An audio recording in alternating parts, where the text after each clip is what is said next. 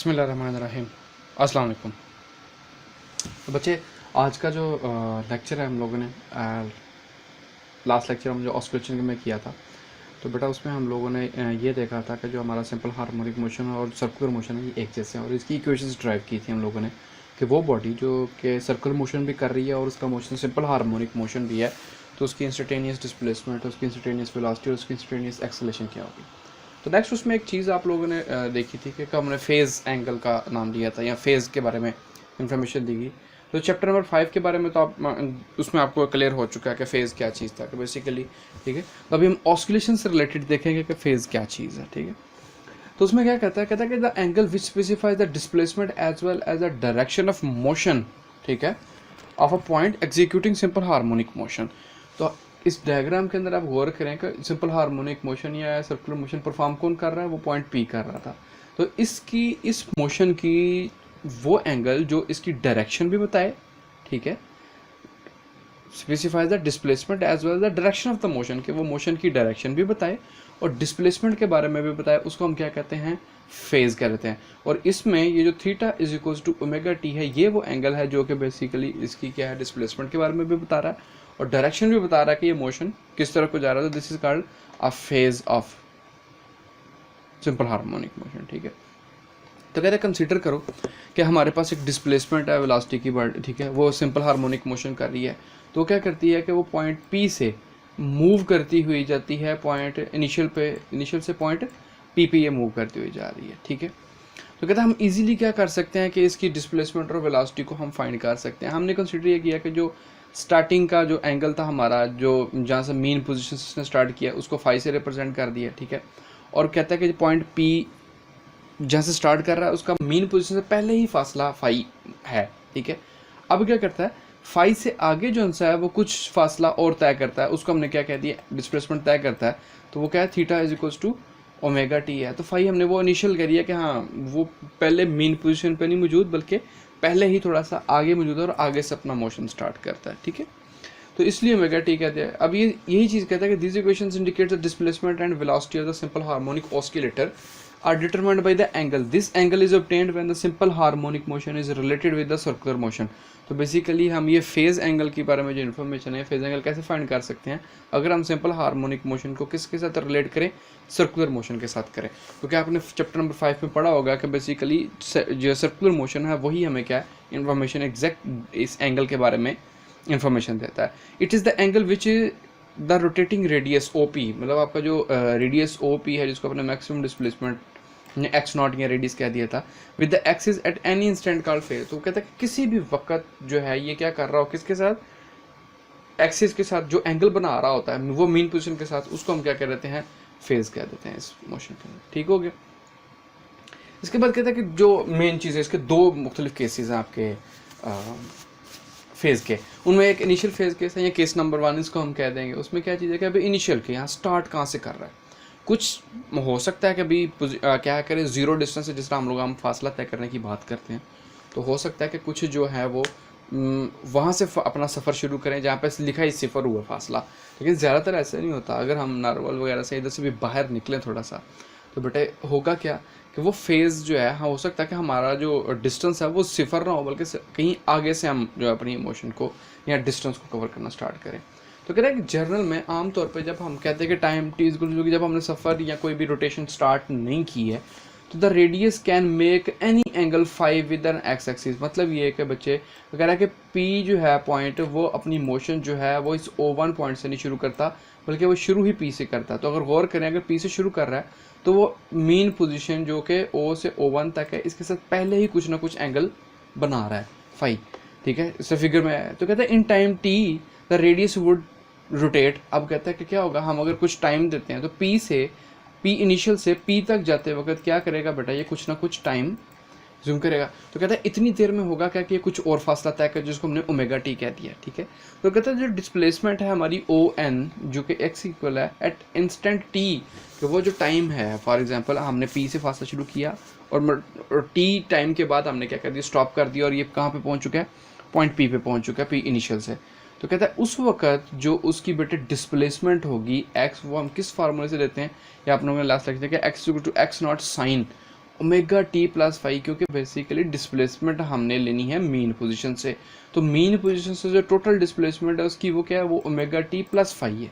ठीक है, मीन्स के फाइव इसने पहले ही तय किया हुआ था, तो मीन पोजीशन से वो उसका फासला लिया जाता है। तो कहता है कि no the phase angle theta is equals to omega t plus five. तो अब जो फेज एंगल है हमारा पूरा का पूरा वो ओमेगा टी प्लस फाइव है। तो अगर स्टार्टिंग पोजीशन जो है, मीन्स कि जहाँ से ये मोशन स्टार्ट हुआ उसका t is equal to zero का मतलब ये है कि ये मोशन स्टार्ट अभी कर रहा है। तो अगर हम t is equal to zero put कर दें इसके अंदर, बेटा इस इक्वेशन के अंदर आप देखें कि t is equal to zero put करें इसके अंदर, तो हमारे पास क्या आएगा, थीटा वो फाइव के इक्वल आ जाएगा। इसका मतलब ये होगा कि जो हमारी डिस्प्लेसमेंट है वो बेसिकली फाइव के इक्वल है, मतलब कि हम पहले ही इतना डिस्टेंस कवर करके मेन पोजीशन से आगे मौजूद हैं और यहाँ से हमने अपना डिस्प्लेसमेंट या फासला तय शुरू किया। So five is the initial phase, तो इसलिए हम कह सकते हैं जो फाइव जो है इनिशियल फेज है कि इतना फासला उसने पहले ही तय किया हुआ। If a body start it's motion from mean position it's initial phase would be zero. तो अगर तो बॉडी क्या करे, तो ये फाइव जो है ये इनिशियल फेज है, तो अगर तो वो मीन पोजीशन से शुरू करेगा तो ये फाइव भी जीरो के इक्वल होगा, मतलब कोई इनिशियल फेज जो होगा वो स्टार्ट ही जीरो से हो रहा है। लेकिन क्या है, ये उस केस की बात कर रहा है कि क्या हर वक्त ऐसा नहीं होता, ज़रूरी नहीं है कि हर बारी वो मीन पोजीशन से फासला तय करे, हो सकता है वो मीन पोजीशन से कुछ थोड़ा सा आगे इनिशियल फेज उसने पहले ही कवर किया, वहाँ से अपना मोशन स्टार्ट करता है। तो स्पेशल केस क्या है इसका, स्पेशल केस की ये है कि जो ये इनिशियल फेज है ना, ये आपका किसके इक्वल हो जाए, ये 90 डिग्री के इक्वल हो जाए। किसके इक्वल, 90 डिग्री के इक्वल हो जाए। मतलब ये है कि बॉडी जो है वो इस पॉइंट पी से नहीं मोशन स्टार्ट कर रही, बल्कि ये पॉइंट डी जो है हमारा, यहाँ से ये वाली बॉडी पी जो है ये अपना मोशन स्टार्ट करे। जैसे आपने अभी ये डायग्राम 2 के अंदर देखे हैं कि वो मोशन ही अपना कहाँ से, पी इनिशियल पॉइंट ही हमने चेंज कर दिया, वो इस पोजीशन से हटा के हम एग्जैक्ट 90 डिग्री पे ले गए। मीन्स के इनिशियल फेज पहले ही 90 डिग्री है। अब वो इससे आगे कुछ टाइम टी के लिए फासला तय करेगा, तो तब जो आपका नया फेज होगा वो क्या, ओमेगा टी है, और वो 90 से आ गया। तो इनिशियल फेज आपका जो फाइव जो है वो क्या है, वो कहता है उसको आप 90 डिग्री पोर्ट कर दो, तो उसका मतलब क्या होगा कि वो बॉडी जो मोशन है वो स्टार्ट ही इस पॉइंट पी इनिशियल से कर रही है और आगे मूव कर रही है। तब कहता है हमारे पास डिस्प्लेसमेंट क्या हो जाएगी, फाइव 90 डिग्री सब्स्टिट्यूट कर दिया। तो मैथ के अंदर हमें बड़ी वाज़ेह से पता है कि साइन ओमेगा टी और किसी भी एंगल के अंदर 90 डिग्री ऐड हो रहा हो तो हम उसको क्या लिख सकते हैं, उसको कॉज में चेंज कर सकते हैं। तो ये हमारा x equal to x naught cos omega t. तो ये बात याद रखिएगा, ये इक्वेशन उस वक्त अप्लाई होगी जब आपकी बॉडी इनिशियली ही कहाँ से स्टार्ट करे, मोशन ही 90 डिग्री के एंगल से स्टार्ट करे। ठीक है, तो ये स्पेशल केस है। This also gives the displacement of simple harmonic motion but in the case an is starting the motion from extreme position. तो यही जो डायग्राम है कि वो है एन जो पॉइंट है वो स्टार्ट ही अपनी मोशन कहाँ से कर रहा है, एक्सट्रीम पोजिशन से कर रहा है, मीन पोजिशन से वो स्टार्ट ही नहीं कर रहा। ठीक है, तो ये तो बेटा फेज के बारे में। नेक्स्ट जो हमारे पास है वो है बेटा हॉरिजॉन्टल मास स्प्रिंग सिस्टम का डिस्कस करेंगे, इसकी इंस्टेंटेनियस डिस्प्लेसमेंट, वेलोसिटी वगैरह हर चीज़। तो ये देखेंगे एक मास, क्योंकि हम लोगों ने आपने 10th में पढ़ा कि सिंपल हार्मोनिक मोशन की सर्कुलर मोशन को तो अभी आपने डिस्कस किया कि सर्कुलर मोशन भी सिंपल हार्मोनिक मोशन होता है। जो 10th से आप पढ़ के आए हो पीछे कि सर्कुलर मोशन जो है वो सॉरी सिंपल हार्मोनिक मोशन कौन कौन से होते हैं, वो बेटा एक तो पेंडुलम था और एक आपका क्या मास स्प्रिंग सिस्टम है, हॉरिजॉन्टल भी हो सकता है और वर्टिकल भी हो सकता है। तो अभी बेसिकली हम ये अपना इसी हॉरिजॉन्टल मास स्प्रिंग सिस्टम को देखेंगे, इसके मोशन को। तो कहते हैं कंसिडर कर लो कि एक बॉडी है, मास हमने अटैच किया हुआ है, ठीक है, एक स्प्रिंग के साथ, उसको हम फोर्स लगा के छोड़ देते हैं, ठीक है, और उसको खींचते हैं, स्ट्रेच करते हैं एक पॉइंट तक, उसको छोड़ देते हैं। तो क्या होगा, रिस्टोरिंग फोर्स उसको उस मीन पोजीशन की तरफ लेके जाएगी। जब वो एक्सीड कर जाएगा तो वो दोबारा से मीन पोजीशन की तरफ लेके जाएगी। तब कहता है कि इसमें हमने भी इस चैप्टर के बिल्कुल स्टार्ट में एक सिंपल हार्मोनिक मोशन था, उसमें मैंने एक डेरिवेशन की थी और उसमें हमने एक्सेलेरेशन फाइंड कर ली थी मास स्प्रिंग सिस्टम के लिए, ठीक है, हुक्स लॉ को और इस equation of Newton equation of motion को यूज़ करके। तो उसके मुताबिक जो एक्सेलेरेशन थी वो किसके इक्वल थी, नेगेटिव के ओवर एम एक्स के। अब दूसरी चीज़ हमें जर्नल जो सर्कुलर मोशन है हमारा, उसके मुताबिक भी हमने एक इक्वेशन ड्राइव की हुई है, ठीक है, किसकी, सिंपल हार्मोनिक मोशन की सर्कुलर मोशन से। तो उसकी एक्सेलेरेशन की जो वैल्यू वो क्या थी, वो acceleration is equal to negative omega square x. तो अब कहता है कि इन दोनों इक्वेशंस को क्या किया जाए, क्योंकि दोनों ही इक्वेशंस क्या हैं, सिंपल हार्मोनिक मोशन की हैं, एक मास स्प्रिंग सिस्टम के लिए और एक जर्नल यूनिफॉर्म सर्कुलर मोशन के लिए जो है आपके पास क्या कहते हैं, एक्सेलेरेशन है। तो कहते हैं इन दोनों को कंपेयर कर लें अगर, तो हमारे पास जो ओमेगा स्क्वायर है वो किसके इक्वल आ जाएगा, मतलब ए से कैंसिल हो गया, नेगेटिव नेगेटिव से हो गया, एक्स एक्स से हो गया, तो ओमेगा स्क्वायर हमारे पास बच गया। तो ओमेगा स्क्वायर जो है वो किसके इक्वल आ जाएगा, वो बेटे के ओवर m के इक्वल आ जाएगा। तो जब ये आ जाएगा तो फिर हमारे पास ओमेगा किसके इक्वल आ जाएगा, तो हम इन दोनों का स्क्वायर रूट ले लेंगे तो under root k over m के इक्वल आ गया ओमेगा। अब ओमेगा क्या चीज़ है, ये एंगुलर वेलोसिटी भी कह सकते हैं हम उसको, या एंगुलर फ्रीक्वेंसी भी कह सकते हैं। अब यहाँ से हम नेक्स्ट अपनी कैलकुलेशन अगली शुरू करेंगे किसके लिए, कि टाइम पीरियड के लिए। कि टाइम पीरियड क्या होता है कि भाई एक वाइब्रेशन के लिए, सिंपल हार्मोनिक मोशन की एक वाइब्रेशन के लिए जितना टाइम चाहिए होता है that is called a time period.